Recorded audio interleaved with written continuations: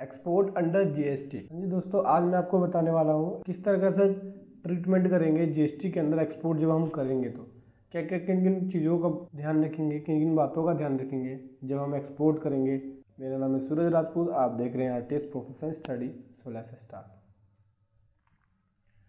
The export of goods और services is considered as a zero rated supply. हाँ जी दोस्तों, जीएसटी के अंदर एक्सपोर्ट को जीरो रेटेड सप्लाई की तरह माना गया है कि जीरो रेटेड सप्लाई मानी जाएगी एक्सपोर्ट। और आप जीरो रेटेड सप्लाई में रिफंड के लिए भी क्लेम कर सकते हैं। An exporter dealing in zero rated goods under GST can claim a refund for zero rated supply as per the following option. देखो, जीरो रेटेड सप्लाई के अंदर आप 2 ऑप्शंस को चूज कर सकते हैं, दोनों में ही आप रिफंड के लिए क्लेम कर सकते हैं। ऑप्शन नंबर पहला है कि सप्लाई ऑफ गुड्स और सर्विसेज अंडर बॉन्ड और letter of undertaking without payment of IGST and claim refund of unutilised input tax credit.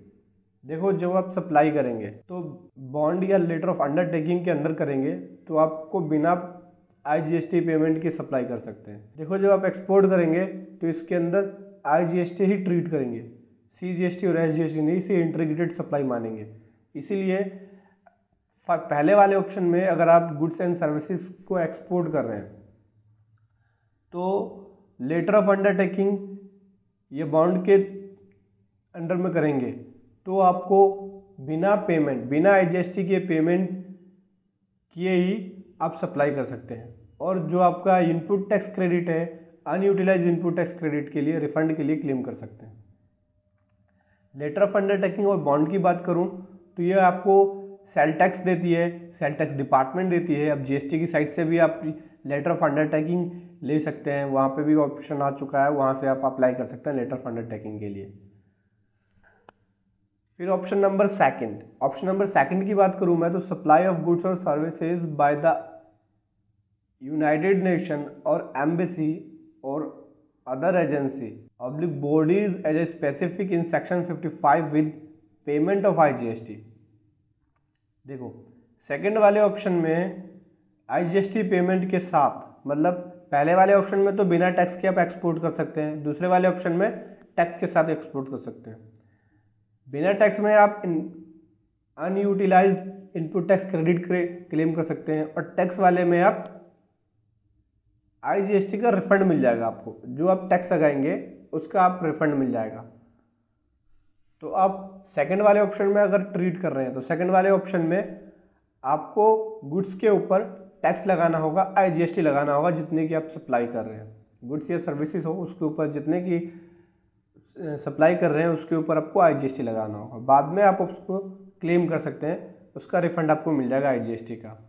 All exporter deemed as a inter state only IGST is applicable on export. देखो, जितने भी export है वो inter state माना जाएगा, inter state की तरह treat किया जाएगा, तो वो इसके अंदर हम आईजीएसटी ही एप्लीकेबल कर सकते हैं।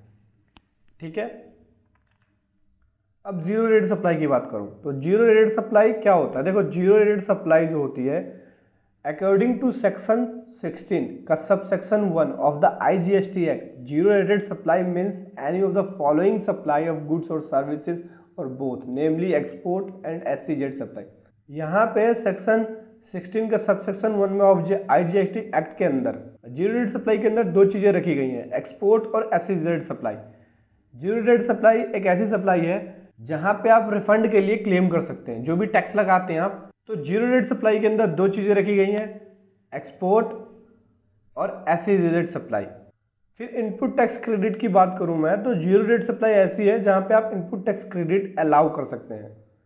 ठीक है। अकॉर्डिंग टू सेक्शन 16 का sub section 2 of the IGST act, subject to the provision of section 5 of the section 17 of the central goods and services tax act, credit of input tax may be availed for making zero rated supply. देखो, इस section के according zero rated supply अगर आप कर रहे हैं, चाहे export कर रहे हो या एससीजेड यूनिट के अंदर आप सप्लाई कर रहे हो, तो दोनों ही कंडीशन में आप रिफंड के लिए input tax, unutilise input tax credit के रिफंड के लिए क्लेम कर सकते हैं, या फिर आपने टैक्स लगा के सप्लाई करी है तो टैक्स के रिफंड के लिए क्लेम कर सकते हैं। Refund of GST under export.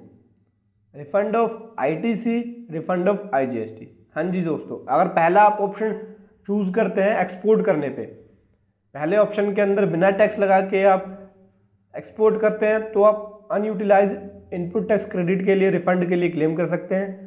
और सेकंड वाले ऑप्शन में अगर आप आईजीएसटी लगा के सेल कर रहे हैं या आईजीएसटी लगा के सप्लाई कर रहे हैं, आप एक्सपोर्ट कर रहे हैं, तो उस केस में आप आईजीएसटी के रिफंड के लिए क्लेम कर सकते हैं। फिर डीम्ड एक्सपोर्ट, डीम्ड एक्सपोर्ट की बात करूं मैं तो द सप्लाई ऑफ गुड्स और services of the following would be treated as export under GST. Supply है, इनको ट्रीट किया गया है जीएसटी के अंदर डीम्ड एक्सपोर्ट की तरह। कौन कौन सी चीजें हैं बताता हूं। Supply of goods by registered person against advance authorisation, अगर एडवांस ऑथराइजेशन के अगेंस्ट सप्लाई की गई है रजिस्टर्ड पर्सन के थ्रू तो वो डीम्ड एक्सपोर्ट मानी जाएगी। फिर supply to an export oriented undertaking और hardware technology part unit, software technology park unit, biotechnology park unit, ये भी डीम्ड एक्सपोर्ट मानी जाएगी। Supply of capital goods by registered person against export promotion capital goods authorisation, ये भी deemed export मानी जाएगी। Supply of goods by bank और public sector undertaking against advance authorisation as per custom law, तो ये भी डीम्ड एक्सपोर्ट मानी जाएगी।